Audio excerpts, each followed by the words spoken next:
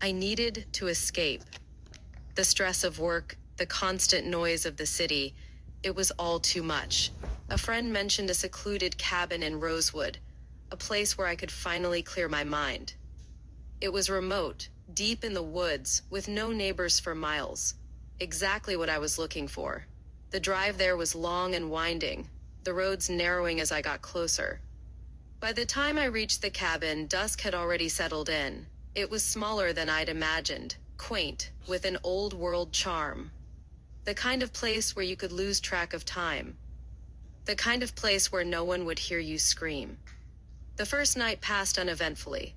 The air was crisp, and the only sounds were the rustling of leaves and the distant murmur of the creek. I slept soundly, feeling more relaxed than I had in weeks. But the second night, that's when things started to change. It began with a knocking. Faint at first, barely audible over the wind. I was in bed, reading, when I heard it, a single, soft knock at the door. I paused, listening closely, but it didn't happen again. I told myself it was just the wind, maybe a branch brushing against the door. I went back to my book, trying to shake off the uneasy feeling that was creeping up my spine. An hour later, I heard it again. This time, it was louder, more deliberate. I set my book down and got up, heart racing as I walked to the door. I hesitated for a moment before opening it, but when I did, there was nothing. No one. Just the dark, empty woods. I stepped outside, peering into the night.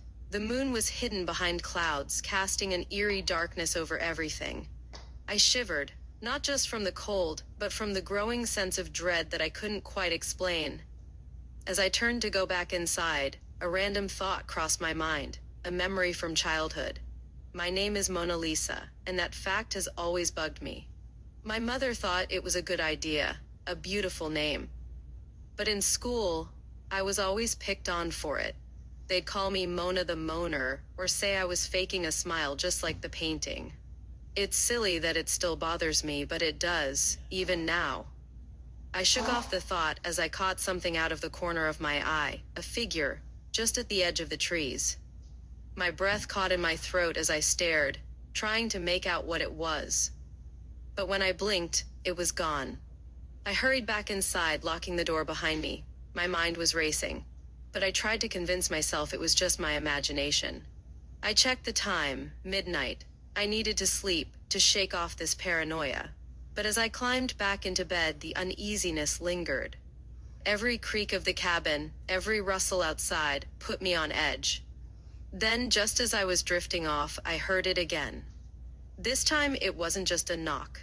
It was a thud, like something heavy had hit the door.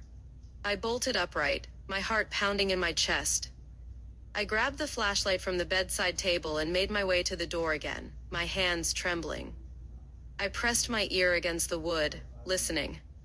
There was nothing, only the sound of my own breathing. Slowly, I unlocked the door and opened it, the flashlight beam cutting through the darkness. At first, I saw nothing out of the ordinary. But then, as I swept the light across the ground, I saw them, footprints, leading away from the cabin and into the woods. They were fresh, too fresh to have been there earlier. I should have stayed inside. I should have locked the door and waited for morning. But something compelled me to follow those footprints, as if some unseen force was drawing me deeper into the forest. I grabbed my coat and stepped out into the cold night. The air was thick, heavy with the scent of damp earth and decaying leaves. The flashlight's beam wavered as I walked, my nerves on edge with every step. The footprints led me deeper and deeper into the woods, far from the safety of the cabin. The trees loomed overhead, their branches twisting like skeletal fingers against the sky. Every shadow seemed to move, every sound felt amplified in the silence. Finally, the footprints stopped. I found myself standing in a small clearing, the ground uneven and disturbed. That's when I saw it, a mound of dirt, freshly dug, standing out starkly against the forest floor. My heart pounded as I approached it, dread pooling in my stomach. Kneeling down, I hesitated, my hand hovering over the disturbed earth. I didn't want to know what was buried there. I wanted to turn back, to run to the cabin and never look back. But something made me dig, to uncover whatever lay beneath. As I brushed away the dirt, the reality of what I was uncovering hit me, a torn piece of cloth, a shoe, and then bones. My breath caught in my throat as I uncovered more, a skull, partially crushed, staring up at me with empty eye sockets. I staggered back, my mind reeling. This wasn't just an old, forgotten grave. It was recent, too recent. The remains looked like they had been hastily buried, like someone was trying to hide something. A twig snapped behind me, and I froze. My blood ran cold as I turned, the flashlight beam trembling in my hand.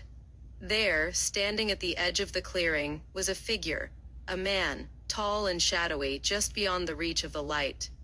He didn't move, didn't speak. He just stood there, watching me. Panic surged through me, and I ran.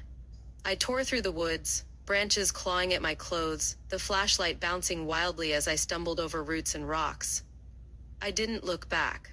I didn't dare. I burst out of the woods and into the clearing where the cabin stood. I threw myself inside, slamming the door shut behind me. My breath came in ragged gasps, my heart thudding painfully in my chest. But the knocking returned. Harder now, more insistent. The door rattled on its hinges, as if someone or something was trying to get in.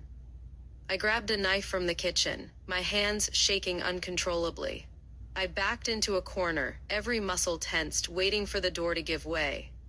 The knocking grew louder, more violent, until it suddenly stopped. Silence filled the cabin, so thick I could hear my own heartbeat in my ears. For what felt like hours, I stayed there, knife in hand, until I heard the faint sound of sirens in the distance. The police found me there, curled up in the corner, still clutching the knife. They said they had received an anonymous tip, something about strange activity in the woods near the cabin. They didn't find anyone else in the woods that night. No sign of the man, no explanation for the knocking. But they did find the remains, just as I described. The next morning, they took me back to town. As we drove away, I looked back at the cabin, the place where I had hoped to find peace. It stood there, silent and empty, as if nothing had happened. But I knew better. I knew the truth. And I knew I would never return to Rosewood.